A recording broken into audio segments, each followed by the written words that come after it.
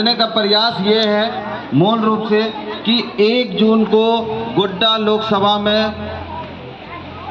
चुनाव होना है और ये चुनाव कल जिस तरह हम लोगों ने चर्चा किया था कि हर गांव के मतदाता, हर गांव के सरकारी भवन में एक मतदान केंद्र होता है और उस मतदान केंद्र में एक मतदाता रजिस्टर होता है और उस मतदाता रजिस्टर में हर 18 वर्ष जिन्होंने अपना नाम दर्ज कराया है, नाम दर्ज कराने के लिए क्या इस्तेमाल करना होता है? फॉर्म 6। क्या इस्तेमाल करना होता है? फॉर्म 6। और वो फॉर्म 6 आपके बीएलओ को जमा करना होता है और वो बीएलओ चुनाव आयोग के साइट पर डालने का काम करते हैं, प्रेषित करने का काम करते हैं और आपका नाम मतदाता रजिस्टर में जुड़ जाता है। अब रही बात, जब मतदाता रजिस्टर में जुड़ गया तो मजबूत लोकतंत्र के लिए, बेहतर लोकतंत्र के लिए, जैसा कि हम लोग जानते हैं कि लोकतंत्र क्या है? लोकतंत्र जनता का शासन, जनता के ऊपर किया जाने वाला शासन है, जिसे हम लोग लोकतंत्र कहते हैं। यानी जनता ही अपने ऊपर नियम और नीति बनाने वाले लोगों को चुनने का काम करती है। और इस लोकतंत्र में अभी वर्तमान में क्या इस्तेमाल होना है? क्या इस्तेमाल होना है? ईवीएम मशीन के माध्यम से चुनाव होना है और ये ईवीएम मशीन कोई रॉकेट साइंस नहीं है। इसमें एक बैलेट बटन होता है और इस बैलेट बटन को दाबने के पश्चात आप अपने मन पसंदीदा जो भी आपको लगता है कि ये बेहतर सांसद हो सकते हैं, उनको आप वोट करके यानी अपना मत दे करके विजयी बना सकते हैं। तो इसमें ज़्यादा से ज़्यादा लोग अगर सम्मिलित होंगे तभी ये चुनाव का पर्व देश का गर्व हो सकता है। पर्व में क्या होता है? जब किसी तरह के पर्व होते हैं तो उसमें क्या होता है? लोग अलग अलग समय में अलग अलग तरह से छुट्टियां मनाते हैं, लेकिन जब पर्व त्यौहार होता है तो सभी घर परिवार के लोग घर में रहने का काम करते हैं। ठीक उसी तरह चुनाव का पर्व है और देश का गर्व तभी होगा जब जितने भी वोटर हैं आपके घर के, जितने भी 18 वर्ष से ऊपर के आयु के लोग हैं, सभी लोग वोट देंगे।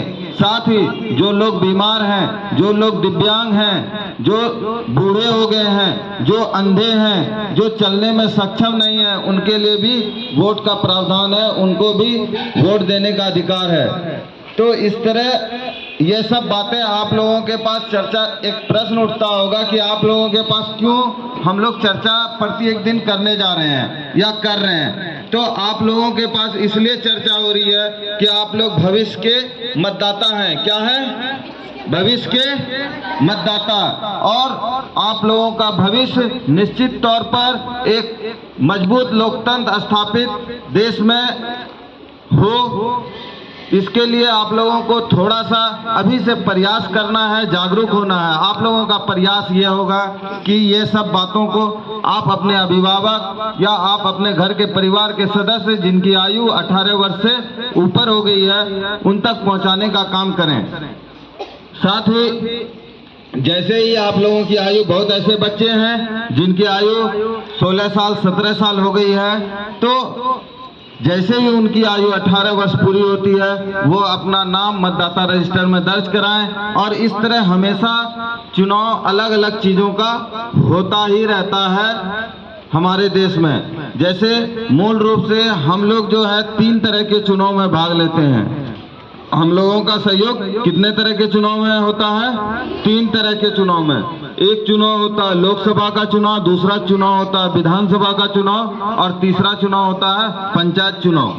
और इस तीनों चुनाव में अलग अलग जगह पर अलग अलग पद के उम्मीदवार खड़े होते हैं और चयनित होते हैं और अलग अलग स्थानों पर रह करके हम और आपके लिए शासन और प्रशासन की व्यवस्था करते हैं, बेहतर नीतियों की व्यवस्था करते हैं। तो इन सब बातों को हम लोग जानने का काम करेंगे, साथ ही और लोगों को बताने का भी काम करेंगे।